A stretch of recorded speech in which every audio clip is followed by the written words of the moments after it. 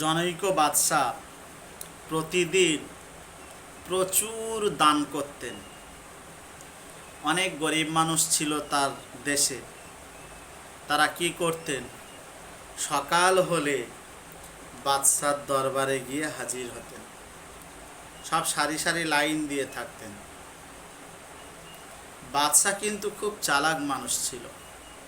তিনি কি করেছিলেন?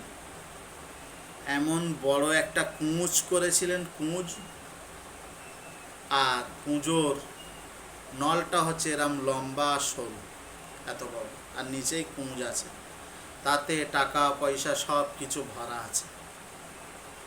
ফকিররা হেসে হেসে আসতো, অনুমতি দিত বাদশাহ, ওই কুঁজের ভিতরে হাত গলাও, তোমার যা কিছু প্রয়োজন সব তুলে তুমি বার করে নিয়ে চলে যাও। ফকিররা হাসি খুশি মনে হাত গলাতো, অগাধ সম্পত্তি ধরত। ধরার পরে তিনি যখন এরকম টানতেন, ফকিরটা আস্তে আস্তে আস্তে আস্তে ঝরে ঝরে ঝরে ঝরে অল্প কিছু আসতো, চলে যেত। মনটা খারাপ করে ফকিররা চলে যেত, হেসে হেসে আসতো, মন খারাপ করে চলে যেত। বাদশাকে প্রশ্ন করা হলো, বাদশা, আপনি এমনটি করেন কেন? ফকিরদের সাথে এমন দুর্ব্যবহার করেন কেন? বাদশা বলছেন যে, দেখুন, আমি যা কিছু পেয়েছি আমি কারোর কাছে চাইনি, চেয়েছি একমাত্র আমার আল্লাহর কাছে। আল্লাহর কাছে। আল্লাহ এই সমস্ত ধন সম্পদের মালিক আমাকে করেছেন, অগাধ সম্পত্তি আমাকে দিয়েছেন। আর এই পৃথিবীটা এমন একটা জায়গা, এই পৃথিবীর অস্তিত্ব, পৃথিবীর শিক্ষা, পৃথিবীর মান সম্মান, পৃথিবীর জমি জায়গা, বিল্ডিং বালাখানা, ছেলে মেয়ে, বিবি বাচ্চা, কিচ্ছু ধরে রাখা যায় না। যেমন এক মুঠো পানি আপনি হাতে করে ধরবেন, মুঠোয় যেমন ধরে রাখতে পারবেন না, চিয়ে চিয়ে চিয়ে চিয়ে সব পানিগুলো পড়ে যাবে। ঠিক তেমনই আমি এটাই জনগণদেরকে বোঝাতে চাই, পৃথিবীর অর্থ কিচ্ছু ধরে রাখা যায় না। তোমরা যতই হাসি খুশি মনে ইচ্ছা মতন অর্থ আঁকড়ে ধরো না কেন, ঠিক তুমি যখন তুলবে আস্তে আস্তে আস্তে আস্তে আস্তে আস্তে সব শেষ হয়ে যাবে।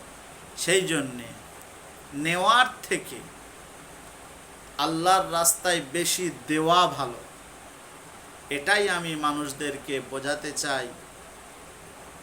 আর আল্লাহ কোরআন শরীফের মধ্যে বলেছেন, লা তা'লামুনাহুম, ওগো যাদেরকে তোমরা চেনো না, আল্লাহু ইয়া'লামুহুম, আমার আল্লাহ নিশ্চয়ই নিশ্চয়ই তাদেরকে ভালো চেনেন। ওয়ামা তুনফিকু মিন শাইইন ফি সাবিলিল্লাহি ইউওয়াফা ইলাইকুম, আল্লাহর রাস্তায় দান করা বস্তুর পূর্ণ প্রতিদান কাল কিয়ামতের ময়দানে আল্লাহ তোমাদেরকে নিজ হস্তে প্রদান করিবেন। ওয়ান্তুম লা তুযলামুন, ওগো তোমাদের প্রতি কোনো জুলুম করা হবে না।